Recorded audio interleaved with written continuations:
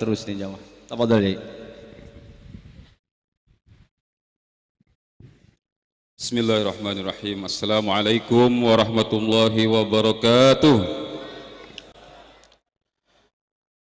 Bismillah walhamdulillah wassalatu wassalamu ala rasulillah sayyidina wa maulana Muhammad ibn Abdillah wa ala alihi wa sahbihi wa man tabi'ahu wa walahu amma ba'd.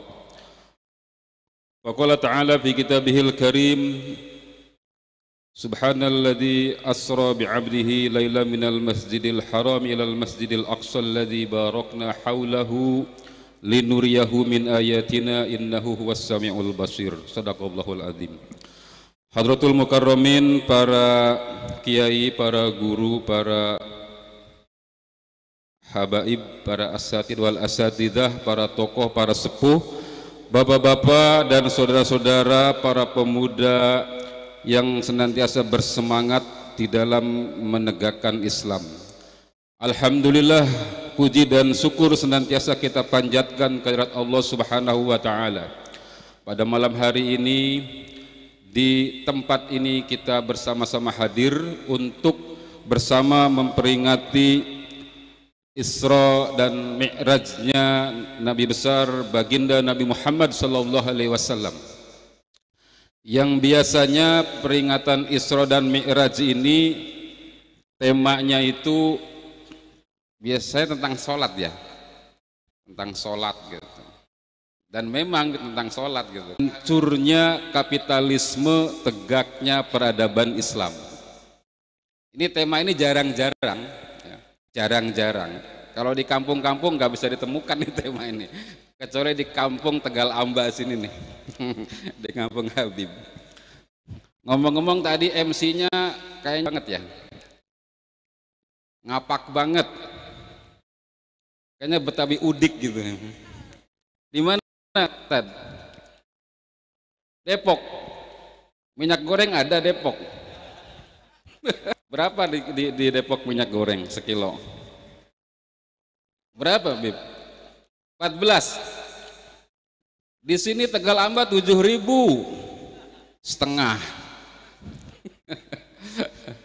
Luar biasa ini, minyak goreng sampai susah langka di kita ini. Hadratul mukarramin rahimakumullah, langkanya minyak goreng di sebuah negeri yang produksi kelapa sawitnya luar biasa dan terbesar di dunia, ini adalah satu pertanda, satu isyarat.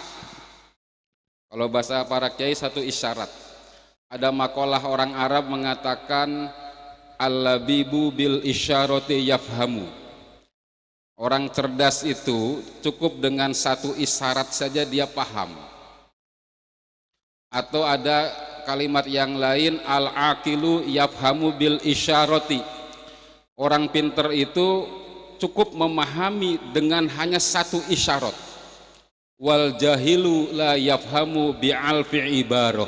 Sementara orang jahil tidak akan pernah paham walaupun dengan 1000 ungkapan.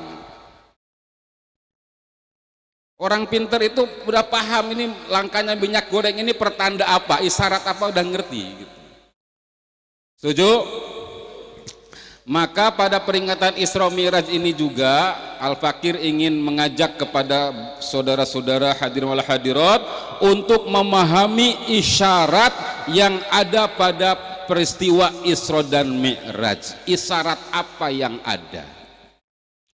Kalau untuk menerima perintah sholat saja yang 5 waktu sehari semalam, ya cukup dari Mekah langsung Mi'raj aja, gitu. Langsung ketemu dengan Allah Subhanahu Wa Taala di langit ke-7, di Sidratul Muntaha, di Mustawan, di Baitul Ma'mur, diberikan perintah sholat. Tetapi kenapa mesti ada peristiwa Isra dulu, perjalanan malam ke Baitul Maqdis, ke mana ke Masjidil Aqsa, tetapi melewati dulu Thayyibah. Apa Thayyibah? Madinah. Thayyibah itu Madinah. Kemudian ke Baitul Lahmin, Baitul Laham, tempat lahirnya Kanjeng Nabi Isa alaihis salam. Kemudian ke Bukit Tur Sinai, tempat Nabi Musa alaihissalam menerima wahyu atau bercakap-cakap dengan Allah Subhanahu wa taala. Baru kemudian ke Baitul Maqdis. Ada apa ini? Ini isyarat gitu. Makanya perlu kita memahami isyarat-isyarat yang diberikan oleh Allah Subhanahu wa taala, termasuk dalam peristiwa Isra dan Mi'rajnya Nabi Muhammad sallallahu alaihi wasallam. Pada saat itu kepemimpinan dunia atau ikon kekuasaan dunia itu dikendalikan oleh kaum Yahudi, dan itu diisyaratkan dengan Baitul Laham dan Baitul Maqdis atau dengan Tur Sinai, Nabi Isa dan Nabi Musa alaihissalam. Kemudian ketika sampai di Baitul Maqdis, Rasulullah SAW sholat bersama para nabi dan rasul terdahulu, dan beliau didaulat menjadi imam. Betul tidak? Dalam hadisnya kan seperti itu ya. Ini juga isyarat. Ini juga isyarat bahwasanya Allah Subhanahu wa taala akan ke depan akan memberikan kekuasaan atau akan memberikan ikon kepemimpinan dunia ini kepada Kanjeng Nabi Muhammad alias kepada kaum muslimin, yang tadinya dipegang kendali kepemimpinan itu oleh orang-orang Yahudi, sekarang atau masa depan nanti akan dikendalikan oleh kaum muslimin, menjadi imam. Dalam ilmu fikih itu, kalau di satu kampung ada masjid, maka yang paling berhak menjadi imam itu sohibul wilayahnya, yang penguasa wilayah itu.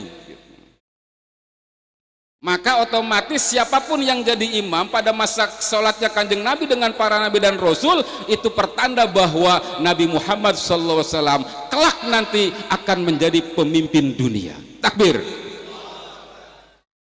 Cuma yang ini isyarat yang seperti ini susah ditangkap. Makanya kalau kita bicara Isra Mi'raj, bicaranya sholat 5 waktu, betul tidak? Nah sekarang ini luar biasa nih tema ini nih, perlu diabadikan dan perlu dilanggengkan terus menerus. Kenapa? Karena kita sudah 14 abad lamanya peristiwa Isra dan Mi'raj ini, tetap saja kita kurang bangkit gitu, kurang membangkitkan. Karena pilihan temanya yang tidak futuristik. Mantap aja bahasanya, bukan bahasa Depok jelas itu. Kalau bahasa Depoknya apa tuh futuristik tuh? Orang anak. Masya Allah. Hadirin rahimakumullah. Isyarat kepemimpinan kaum muslimin, isyarat kepemimpinan Kanjeng Nabi Muhammad sallallahu alaihi wasallam pada peristiwa Isra dan Mi'raj ini tidak lama kemudian setelah itu terbukti adanya. Setelah Rasulullah Shallallahu Alaihi Wasallam melaksanakan atau dilakukannya peristiwa Isra dan Mi'raj, beberapa waktu kemudian Nabi Muhammad SAW kita sama-sama tahu berdakwah selama 3 tahun secara sembunyi-sembunyi, betul tidak? Sembunyi-sembunyi, terbatas kalangan terdekat, kalangan keluarga, kerabat, sahabat terdekat. Tapi bukan berarti kemudian kontennya disembunyikan, tidak, tetap dakwahnya disampaikan terang-terangan, tapi kalangan terbatas. Tahun keempat setelah 3 tahun berdakwah secara terbatas, diperintahkan oleh Allah Subhanahu wa taala untuk mendakwakan Islam secara terbuka, terang-terangan, apa adanya, sebagaimana yang Allah turunkan, sebagaimana yang Allah perintahkan. Mulai dari situ ada ATHG. Yono beruh ora ATHG, ancaman, tantangan, hambatan, gangguan. Bayangkan Bapak Ibu sekalian, Nabi Muhammad orang paling mulia, orang yang paling dikasihi, ketika menyampaikan dakwah Islam itu ATHG-nya banyak, luar biasa gitu. Padahal Nabi itu orang yang sangat dikasihi Allah. Tapi ketika beliau berdakwah, tetap saja tantangan, hambatan, gangguannya banyak. Apalagi kita, betul tidak? Jadi jangan baper kalau dakwah kita saat ini tantangannya banyak, hambatannya banyak. Apa? Kriminalisasi, apalagi? Intoleran, katanya kaum intoleran, radikal, radikul, apalagi melawan arus, anti kemapanan. Wah, luar biasa gitu kan. Ngomong saya baik-baik saja, sehat-sehat saja, 4 tahun penjara. Betul kan? Kalau dakwahnya nyunah Nabi seperti itu pasti. Karena Nabi juga ketika berdakwah tantangannya banyak banget. Disebut orang gila, orang mimpi. Ngomong-ngomong berapa menit lagi saya? Terserah. Mas Allah, tenang. Ini kan penceramanya banyak banget ini, ya kan? 1 menit lagi, Masya Allah. Baru pendahuluan, baru gigi 1 saya ini. Beliau dakwah yang tahun keempat dan seterusnya, ketika terang-terangan disampaikan, ketika secara terbuka didakwahkan, itu mulai tantangannya banyak sekali. Sampai kemudian para ulama kita menyimpulkan tantangan yang dihadapi dakwah Islam itu 3 saja. Yang pertama at-ta'dzib, penyiksaan, persekusi kalau bahasa kitanya. Para sahabat Nabi disiksa. Jadi sudah biasa, udah ada dari dulunya gitu. Jadi jangan takut, jangan baper. Kalau memang dakwahnya dakwah yang benar, insya Allah ngalamin itu. Amin. Amin.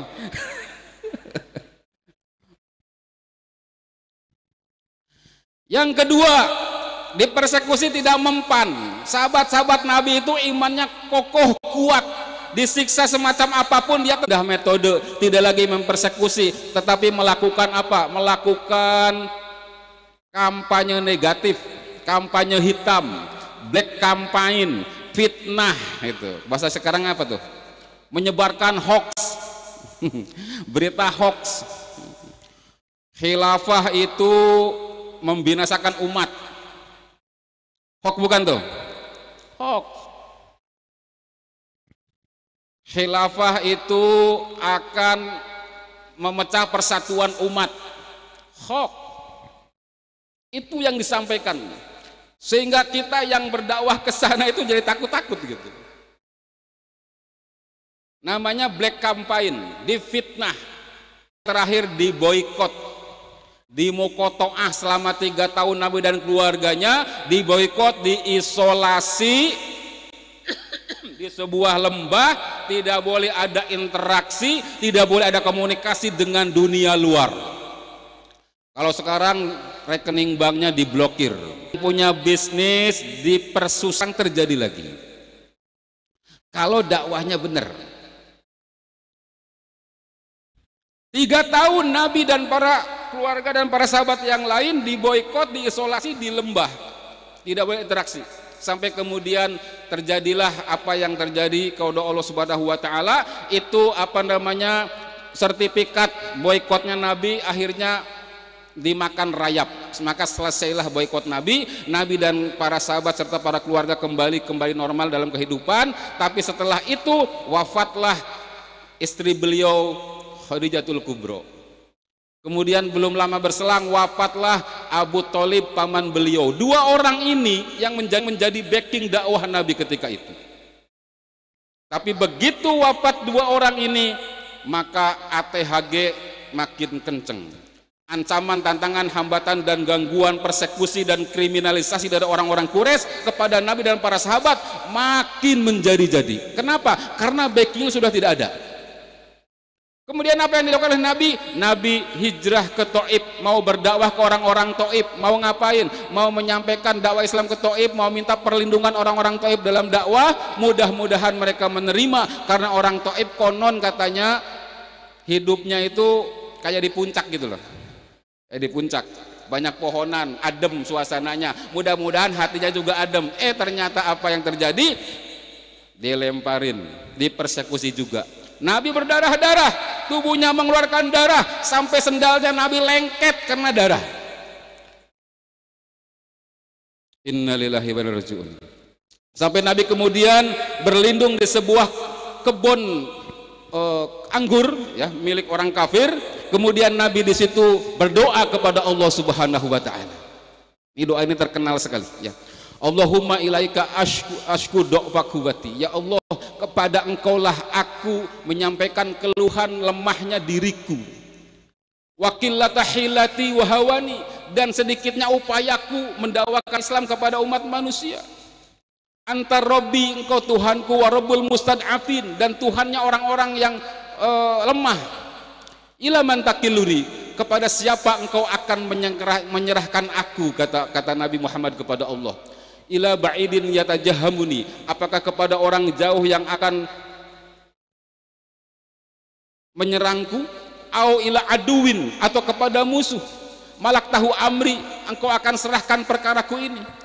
Ilam yakun bika godobun fala ubali, tetapi ya Allah, apabila engkau dengan semua itu tidak benci kepadaku, tidak marah kepadaku, fala ubali, maka aku. Inilah titik kulminasi mentoknya Rasulullah SAW. Dakwahnya mentok di sini, kesini mentok, kesana mentok, ke kanan mentok, ke kiri mentok, depan mentok, belakang mentok. Sudah deadlock kalau bahasa sekarang.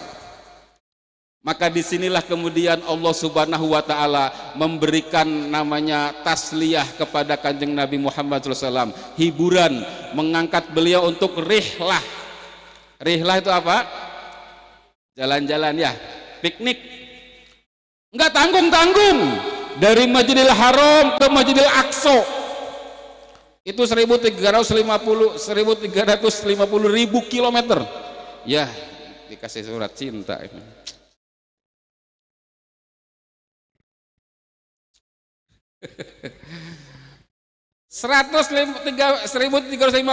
Ribu kilometer. Kemudian naik langit 1, langit 2, langit 3, langit 4 sampai langit 7. Tahu nggak jaraknya berapa itu? Masya Allah.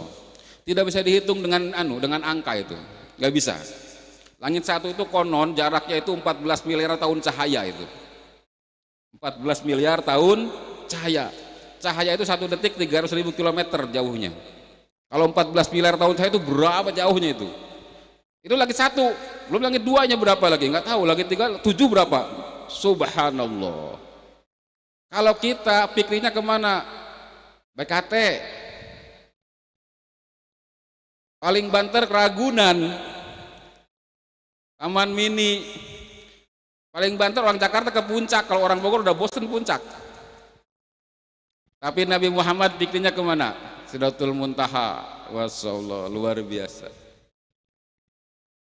Itu namanya tasliyah, hiburan dari Allah Subhanahu wa Ta'ala. Kenapa? Karena perjuangan Nabi SAW yang begitu berat mendapatkan ATHG yang luar biasa dari orang-orang kafir Quraisy. Maka oleh karena itu, isyarat tadi sudah kita sampaikan, dan berikutnya adalah tetap bersabar dalam mendakwakan Islam. Kendati pun ATHG-nya banyak bertubi-tubi dan bermacam-macam, insya Allah pada saatnya nanti pertolongan Allah Subhanahu wa Ta'ala akan datang kepada kita. Takbir. Assalamualaikum warahmatullahi wabarakatuh.